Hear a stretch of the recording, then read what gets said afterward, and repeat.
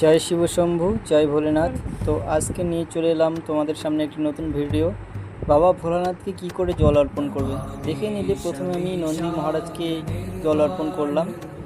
এরপর আসলাম শিবের বাম সাইডে, লিঙ্গের যে জলধারাটাই তার বাম সাইডে শ্রী গণেশের স্থান, সেইখানে প্রথমে জল অর্পণ করবেন।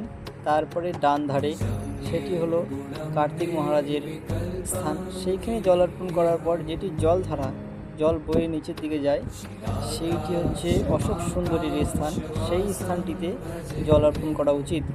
তারপরেই বাম দিক থেকে ঘুরিয়ে ডান দিকে মা গৌরীকে মা পার্বতীকে জল অর্পণ করা উচিত। তারপরে বাবার মাথায় জল অর্পণ করতে হয়, নইলে বাবা ক্রুদ্ধ হয়। কারণ এই লিঙ্গটি শুধু শিবলিঙ্গ নয়, এইখানে ব্রহ্মা বিষ্ণু মহেশ্বরেও আছে এই ত্রিশূলে।